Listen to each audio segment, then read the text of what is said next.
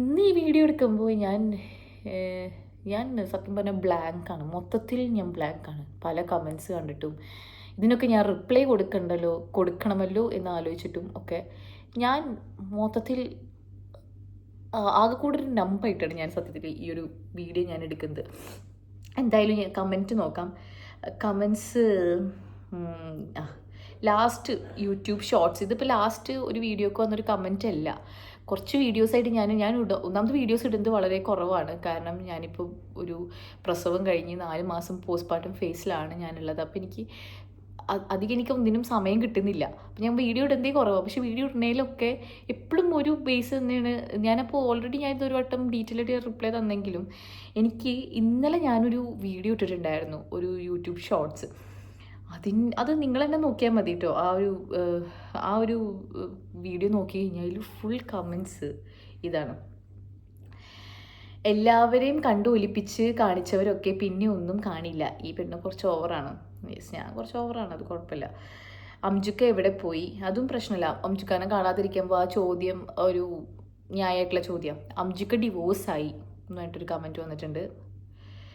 വേറെ ഈ അംജുക്ക ബേബിനെ കാണാൻ വരാത്തത് എന്താ ഇപ്പം അംജുക്ക എന്ന് പറയാത്തത്? മടുത്തോ അംജുക്കാനെ? എന്തോ ഒലിപ്പീരായിരുന്നു. പിന്നെ എന്നെ ബോധിപ്പിക്കണ്ട, അവർ ബോധിച്ചാൽ മതി. അംജുക്കയുമായി എന്തെങ്കിലും പ്രോബ്ലം ഉണ്ടെങ്കിൽ എത്രയും പെട്ടെന്ന് പറഞ്ഞ് തീർത്തുകൂടെ? സംഭവം ഇതന്നെ. ഞാനും ഇതിപ്പോൾ 1, 2, 3 കമൻസേ ഞാൻ വായിച്ചിട്ടുള്ളൂ. ഫുൾ കമൻസ് അത് തന്നെയാണ്. ഞാൻ Q&A ചെയ്യാമെന്ന് വിചാരിച്ചു, അതിൻ്റെയും ഫുൾ കമൻസ് തന്നെയാണ്. ഞാനും അംജുക്കയും ഡിവോഴ്സായി, അംജുക്കാനെ എന്ത് കാണിക്കുന്നില്ല. വേറൊരു കമൻറ്റ് വന്നിട്ടുണ്ട്: അംജുക്ക നാട്ടിൽ വന്നപ്പോൾ അസ്ല ഗൾഫിൽ പോയി, ഒരു ക്ലിയർ വീഡിയോ ഇടണേ ഹില.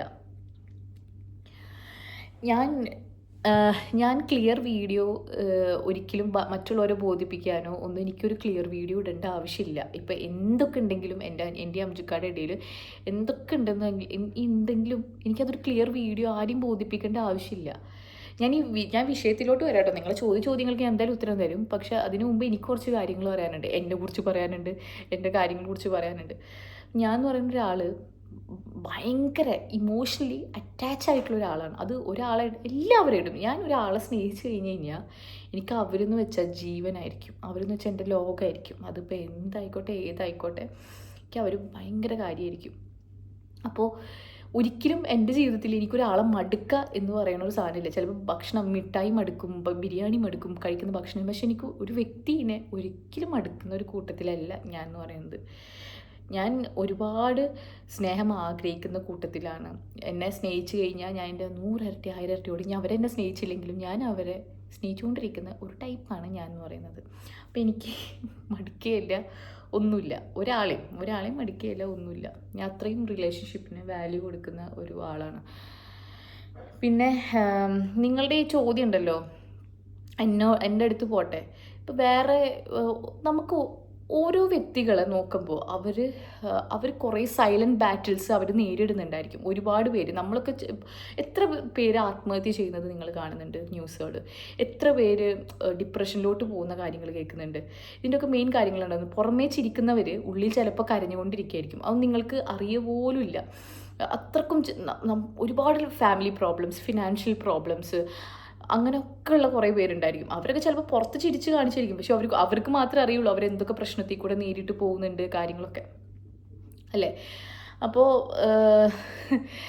നിങ്ങളുടെ ചില ചോദ്യങ്ങൾ അല്ലെങ്കിൽ കാര്യങ്ങൾ അവരെ ഒരുപാട് ഹേർട്ട് ചെയ്യും. അപ്പോൾ ഈ പല യൂട്യൂബേഴ്സും മരിച്ചെന്ന് കേൾക്കുന്നില്ല. അതിൻ്റെ മെയിൻ കാര്യം എന്താണെന്ന് പറയുക, ഈ എക്സ്പ്ലനേഷനാണ്. ഇങ്ങനെ കുറേ ചോദ്യങ്ങൾ വരുമ്പോൾ എന്ത് നാട്ടുകാരെ പറഞ്ഞ് ബോധിപ്പിക്കും? ഒരു യൂട്യൂബർ അല്ലാത്ത ആൾക്ക് ചിലപ്പോൾ നമ്മളെ വീട്ടുകാരെ, കുറച്ച് ഫ്രണ്ട്സിനെ ബോധിപ്പിച്ചാൽ മതി. ഈ യൂട്യൂബിൽ വരുമ്പോൾ എന്താ പ്രശ്നം വെച്ച് കഴിഞ്ഞാൽ ലോകത്തുള്ള എല്ലാവരും ബോധിപ്പിക്കണം കാര്യങ്ങൾ. പല ചോദ്യങ്ങൾ വരും, പല കാര്യങ്ങൾ വരും. അപ്പോൾ ഇതിനൊന്നും ആൻസർ കൊടുക്കാനില്ല എന്നുണ്ടെങ്കിൽ, അല്ലെങ്കിൽ എന്ത് ആൻസർ കൊടുക്കുന്നത് വെച്ചിട്ട് ഇവർക്ക് പിന്നെ ആകെയുള്ള സൊല്യൂഷൻ എന്താണ്? ഒരു മനസ്സ് തകർന്നിരിക്കുന്ന ആൾക്ക് ആത്മഹത്യ. അങ്ങനെ ഒരിക്കലും ചെയ്യരുത്. നിങ്ങൾക്ക് ഒക്കെ ക്യൂരിയോസിറ്റി ഉണ്ടായിരിക്കും. എന്നും കാണുന്ന ഒരാൾ അത് ചോദിക്കുന്നതുകൊണ്ട് ഒരു തെറ്റുമില്ല. എവിടെയാണെന്നൊന്നും ചോദിക്കണേ. പക്ഷെ നിങ്ങൾ തന്നെ ഒരു കൺക്ലൂഷനിലെത്തിയിട്ട് നിങ്ങൾക്ക് തന്നെ കുറേ അസംപ്ഷൻസ് വന്നിട്ട് ഇതാണ് കാര്യം എന്ന് വെച്ചിട്ട് നമ്മൾ പടച്ചു വിടരുത്. അവർക്ക് ഏത് സ്റ്റേജിൽ കൂടിയാണ് പോണേന്ന് ഒരിക്കലും പറയാൻ പറ്റത്തില്ല. ഒരിക്കലും അങ്ങനെ ചെയ്യരുത്.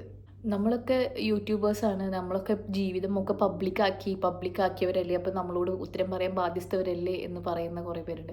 ശരിയാണ്, നമ്മൾ യൂട്യൂബിൽ ഇടുന്നുണ്ട്, യൂട്യൂബിൽ വീഡിയോ കണ്ടൻസ് ആയിട്ട് ഇടുന്നുണ്ട്, ഒക്കെ ചെയ്യുന്നുണ്ട്. പക്ഷെ നമ്മുടെ ലൈഫ് എല്ലാം പബ്ലിക്കാണോ എന്ന് വെച്ച് കഴിഞ്ഞാൽ അല്ല. നമ്മൾ പബ്ലിക്കാക്കാൻ ആഗ്രഹിക്കുന്ന കാര്യങ്ങൾ മാത്രമേ പബ്ലിക്കാക്കാറുള്ളൂ. ഇതിൻ്റെ ഇടയിൽ നമ്മുടെ വീട്ടിൽ എത്ര പേർക്ക് അസുഖങ്ങൾ വരുന്നു, എന്തൊക്കെ പ്രശ്നങ്ങൾ വരുന്നു, ഫിനാൻഷ്യൽ പ്രോബ്ലംസ് വരുന്നു, അതല്ലാതെ ഫാമിലി പ്രോബ്ലംസ് വരുന്നു, ഇതൊക്കെ കുറേ ഒരു ഭാഗത്ത് നടക്കുന്നുണ്ട്. എല്ലാ കുടുംബങ്ങളും പോലെ തന്നെ ഈ യൂട്യൂബേഴ്സ് അല്ലെങ്കിൽ വേറെ മറ്റ് സെലിബ്രിറ്റീസ് ആയിക്കോട്ടെ, അവരുടെ ജീവിതത്തിലൊക്കെ സാധാ ഏതൊരു കുടുംബത്തിൽ നടക്കുന്ന പോലെ പല പല പ്രശ്നങ്ങൾ വരുന്നുണ്ട്. ഇതൊന്നും നമ്മൾ എല്ലാം കൂടി ഒരു വീഡിയോ ഇടാനോ ഒന്നും ഇതാവുന്നില്ല. ചില കാര്യങ്ങൾ മാത്രമായിരിക്കും നമുക്ക് കാണിക്കാൻ ആഗ്രഹിക്കുന്ന കാര്യങ്ങളായിരിക്കും വീഡിയോ ആവുന്നുണ്ടാവുക. അതിൻ്റെ അർത്ഥം ഏതൊരു ഉത്തരം പറയാനും നമ്മൾ ബാധ്യസ്ഥരാണ് എന്നുള്ള ഒരു കാര്യമേ ഇല്ല. അപ്പം നമുക്ക് അവർ പറയാൻ ആഗ്രഹിക്കുന്നുണ്ടെങ്കിൽ, ഇതിപ്പോൾ ഞാൻ കോമൺ ആയിട്ടുള്ളൊരു കാര്യമായിട്ടോ പറയുന്നുണ്ട്. ഇപ്പോൾ ഒരു വ്യക്തിക്ക് അവരുടെ ജീവിതത്തിൽ എന്ത് നടന്നു എന്ന് പറയാൻ ആഗ്രഹിക്കുന്നുണ്ടെങ്കിൽ അവർ ഉറപ്പായിട്ടൊരു ഫോൺ തുറന്നു വെച്ച് ക്യാമറ ഓൺ ആക്കിയിട്ട് അവർ പറയും, ഓക്കെ ഞങ്ങൾ ഡിവോഴ്സായി, ഞങ്ങളുടെ ലൈഫിൽ ഇതൊക്കെയാണ് പ്രശ്നങ്ങൾ, ഞങ്ങൾ ഇതൊക്കെയാണ് വിഷമങ്ങൾ എന്ന് അവർക്ക് പറയാൻ തോന്നുന്നുണ്ടെങ്കിൽ പറഞ്ഞോട്ടെ. നമ്മളായിട്ട് എന്തിനാ അത് പറയിപ്പിക്കേണ്ട ആവശ്യം? അവർക്ക് പറയാൻ ആഗ്രഹമില്ലാഞ്ഞിട്ടാവും ഇവർ സൈലൻ്റ് ആയിട്ട് ഇരിക്കുന്നത്, അല്ലേ? നമ്മളായിട്ട് പറയിപ്പിക്കുന്നത് എന്തിനാ? അങ്ങനെ പറഞ്ഞിപ്പിച്ചിട്ട് എന്ത് രസമാണ് കിട്ടുന്നത്? നിങ്ങൾ തന്നെ ഒന്ന് ആലോചിച്ച് നോക്കും. നിങ്ങളുടെ ലൈഫിൽ എന്തെങ്കിലും ഒരു പ്രോബ്ലം വന്നു, എക്സാമ്പിൾ ഒരു ഡിവോഴ്സ് വന്നിരുന്നു, ഒരു ഡിവോഴ്സിലാണ് നിങ്ങളുള്ളത്, നിങ്ങൾ ഓൾറെഡി ആ വിഷമത്തിൽ പോയിക്കൊണ്ടിരിക്കുകയായിരിക്കും, അല്ലേ? നിങ്ങൾ ഭയങ്കര പ്രശ്നങ്ങളിൽ കൂടെ പോയിക്കൊണ്ട് ആ സമയത്ത് 1000 പേര് വന്നിട്ട് നിങ്ങളോട് നിങ്ങൾ ഡിവോഴ്സിൽ എന്താ കാര്യം വെച്ചാൽ നിങ്ങൾക്ക് എത്ര സഫക്കേഷൻ ഉണ്ടായിരിക്കും. ഇനി ഡിവോഴ്സ് പോട്ടെ, എന്ത് പ്രശ്നമായിക്കോട്ടെ, നിങ്ങൾക്ക് എത്ര സഫക്കേഷൻ, ഇതേ സഫക്കേഷൻ തന്നെയല്ലേ ബാക്കി യൂട്യൂബേഴ്സിനും, അവരും മനുഷ്യന്മാർ തന്നെയല്ലേ. പിന്നെ ഒരു കാര്യം ആലോചിക്കുക, ഇവരൊക്കെ എന്ത് സ്നേഹത്തിലും സന്തോഷത്തിലും എന്തൊക്കെയായിരുന്നു സോഷ്യൽ മീഡിയയിൽ കാണിച്ചുകൊണ്ടിരുന്നിരുന്നത്, ഇപ്പം എന്ത് പെട്ടെന്ന് അപ്പോൾ ഇവരൊക്കെ അഭിനയമായിരുന്നില്ല? അങ്ങനെയല്ല. ഒരാളുടെ ജീവിതത്തിൽ എന്തെങ്കിലും സംഭവിക്കുന്നത്, അതൊരു ഡിവോഴ്സ് ആയിക്കോട്ടെ, എന്തായിക്കോട്ടെ, ഒരു സുപ്രഭാതത്തിൽ ഒരു കുറേ കാലം കൊണ്ടായില്ല, ചിലപ്പോൾ പെട്ടെന്നുള്ള എന്തെങ്കിലും റീസൺസ് കൊണ്ടായിരിക്കും ഒരാൾക്ക് ഒത്തുപോകാൻ പറ്റില്ല എന്ന് പറയുന്നത്. ചിലർ അടിച്ച് പിരിയേ അങ്ങനത്തെ ഒരു സാധനമേ ആയിരിക്കില്ല, രണ്ടുപേർക്ക് അങ്ങോട്ടും ഇങ്ങോട്ടും ഓക്കെ ഇത് ഞങ്ങൾക്ക് മുന്നോട്ട് പോകാൻ പറ്റുന്നില്ല എന്ന് വിചാരിച്ചിട്ട് രണ്ടുപേരും വളരെ മെച്ചുവേർഡായി എടുക്കുന്ന ഡിസിഷൻ ആയിരിക്കും, ഒരു തടിയും പ്രശ്നങ്ങളും ഇല്ലാണ്ട്. അതൊന്നും ഒരുപാട് കാലത്തെ പ്രശ്നങ്ങളൊന്നും ആയിരിക്കില്ല, എന്തെങ്കിലും ഒരു പ്രശ്നം നോക്കി ഞങ്ങൾക്ക് ഒത്തുപോകാൻ പറ്റില്ല എന്നായിരിക്കും. അതല്ലാണ്ട് അവർ അഭിനയിക്കുന്നതോ കാര്യങ്ങളോ ഒന്നും ആയിരിക്കില്ല. ഞാനിത് മൊത്തത്തിൽ ഞാൻ പറയും കേട്ടോ. അതേപോലെ തന്നെയാണ് ഇപ്പോൾ പെട്ടെന്നൊരു ഫിനാൻഷ്യൽ പ്രോബ്ലം വന്നു, ആദ്യം നല്ല പണക്കാരായിരിക്കും, പെട്ടെന്നായിരിക്കും എന്തെങ്കിലും പ്രശ്നം വന്ന് അവർക്ക് എന്തെങ്കിലും കോട്ടം സംഭവിച്ച് ഇടിയുക. അല്ലാണ്ട് ഇത് ഒരുപാട് കാലമായിട്ടുള്ള അങ്ങനെയല്ല മൊത്തത്തിലുള്ളത്. അപ്പം നിങ്ങൾ ഓരോ ആൾക്കാരുടെ, എന്നോടെന്നല്ല ഒരു വ്യക്തികളോടും നമ്മൾ അവരുടെ പേഴ്സണൽ ലൈഫ് കുത്തി ചോദിക്കാതിരിക്കുക, അത് വേദനിപ്പിക്കാതിരിക്കുക. എല്ലാവരും ഒരുപോലെ സ്ട്രോങ് ആയിരിക്കണം എന്നില്ല. ഞാൻ എന്നും ഇത് പറയണമെന്ന് ഞാൻ വിചാരിക്കും. ഈ ഒരു കാര്യം എന്ന് പറയണത്, ഇനി നമുക്ക് എൻ്റെ കാര്യത്തിലോട്ട് വരാം. നിങ്ങളുടെ ചോദ്യം ഉത്തരം തരാനല്ല ഞാൻ വന്നത്, അല്ലാണ്ട് ഞാനിവിടെ ഒരു ക്ലാസ് എടുക്കാനോ കാര്യങ്ങളോ ഒന്നല്ല. പക്ഷേ എനിക്കിത് പറയണം തോന്നിയതുകൊണ്ട് ഞാൻ പറഞ്ഞതാണ്. അതിനു മുമ്പ് ഞാനൊരു വീഡിയോ ഞാൻ കേൾപ്പിച്ചു തരാം.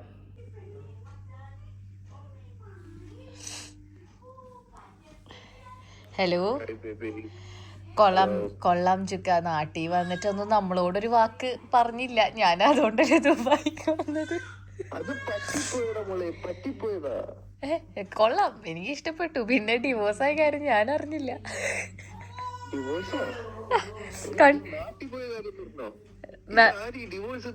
അത് കണ്ടില്ലല്ലേ? നാട്ടിൽ പോയ കമന്റ് ഒക്കെ ഇന്നലെ ആയിരുന്നു, ഇന്ന് പുതിയതാ. അംജുക്ക ഡിവോഴ്സായി എന്ന് പറഞ്ഞിട്ട് കരയണ എന്തൊക്കെയോ ഇമോജി. ആരായിട്ടാണ് നീ ഡിവോഴ്സ് ആയത്? എന്നായിട്ടല്ല നീ ആയത്, ആരായിട്ടായത്?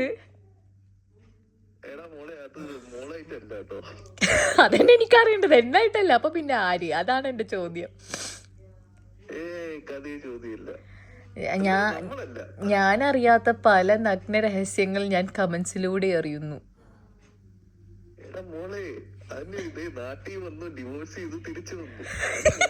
പേപ്പർ മൂവ് ചെയ്യാനാണല്ലേ നീ നാട്ടിൽ വന്നേ?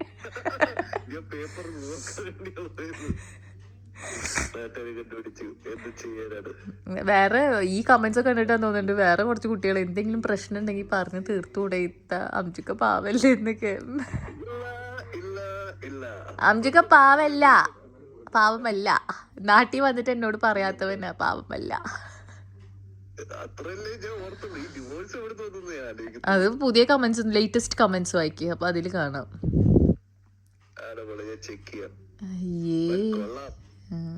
ഇത് തന്നെ കേട്ടപ്പോൾ മനസ്സിലായിട്ടുണ്ടാവും, ഞാനും അംജുക്കയും തമ്മിൽ ഒരു പ്രോബ്ലവും ഇല്ല.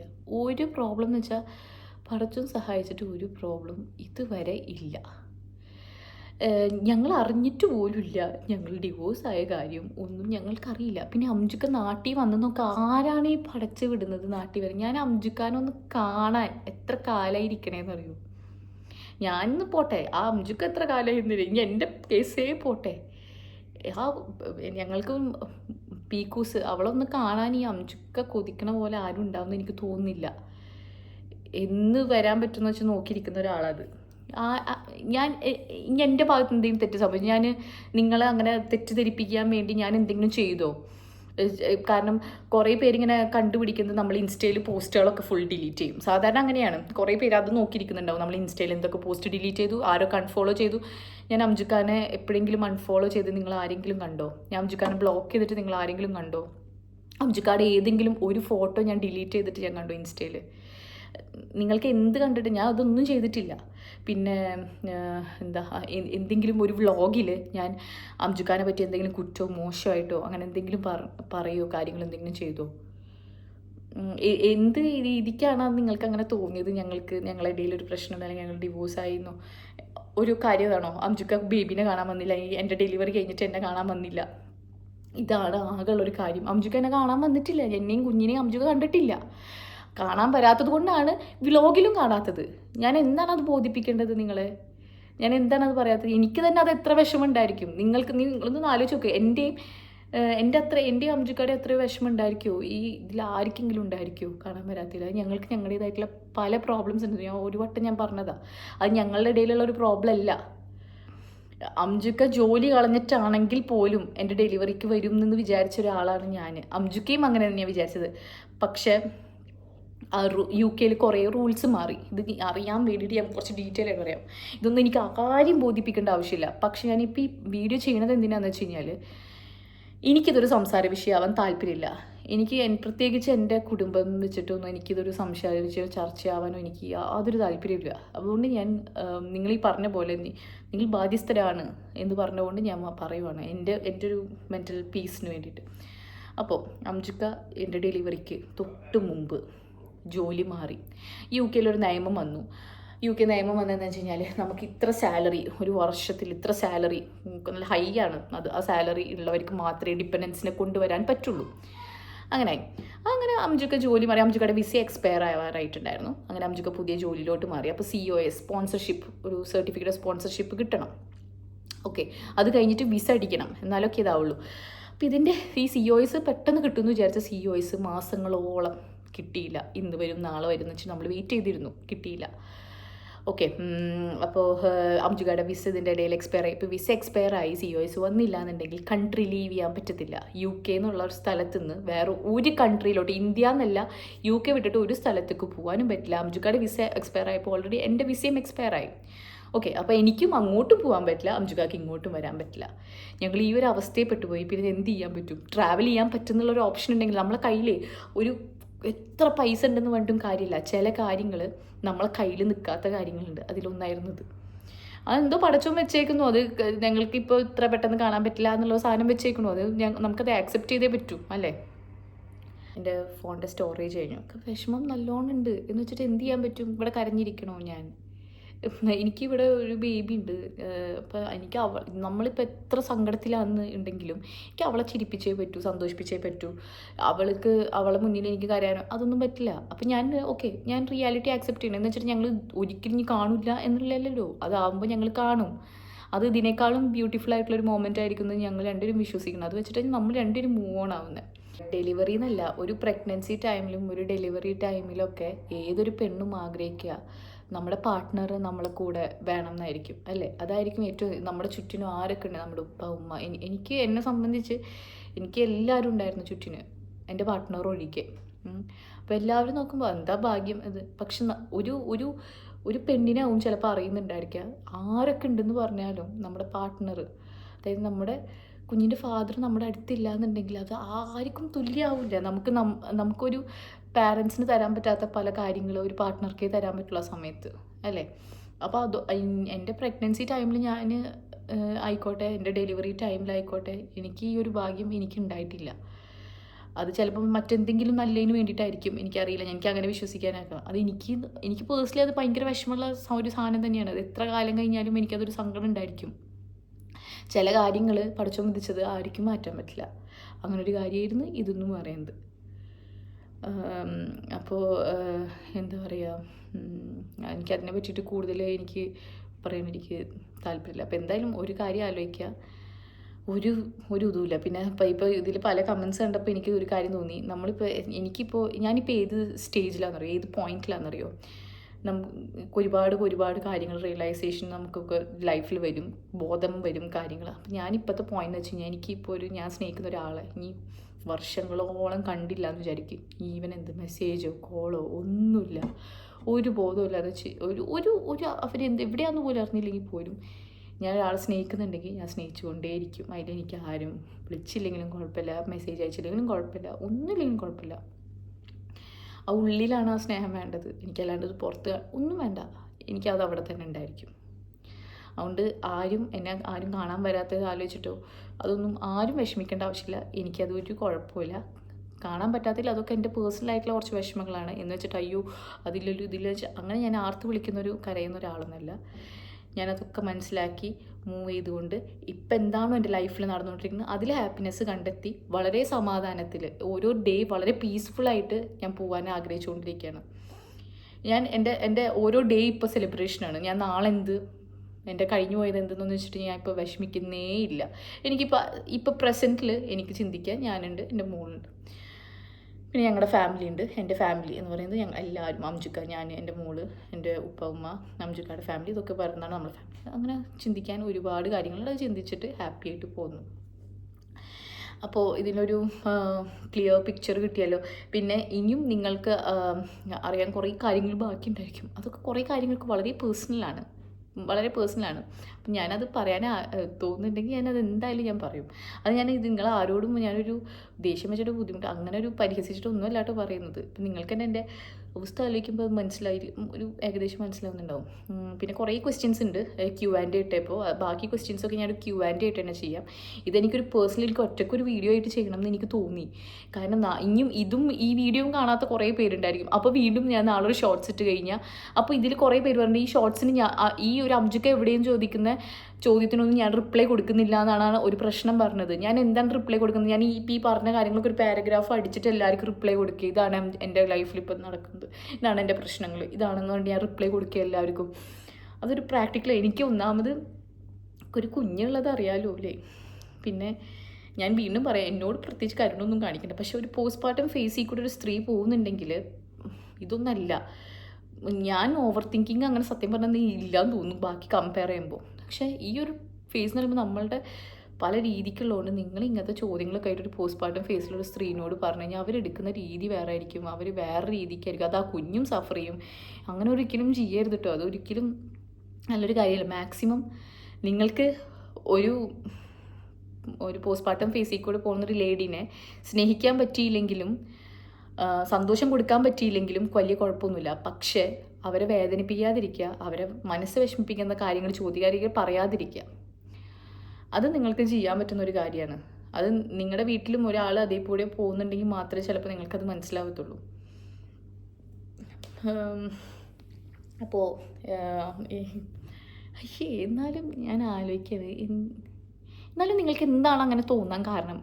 എന്താണ് ഈ പറഞ്ഞവർക്കൊക്കെ ഇങ്ങനെ തോന്നാൻ റീസൺ എന്താ? ഞാൻ ഇതിൻ്റെ അർത്ഥം എന്ന് പറയുന്നത് ഞാനും അംജുക്കയും അല്ലെങ്കിൽ ഞാനും എൻ്റെ പാർട്ട്ണറും വളരെ ഐഡിയൽ കപ്പിളാണ്. ഞങ്ങളെ കണ്ടുപഠിക്കണം. ഞങ്ങൾ തമ്മിൽ ഒരു പ്രശ്നങ്ങളുമില്ല.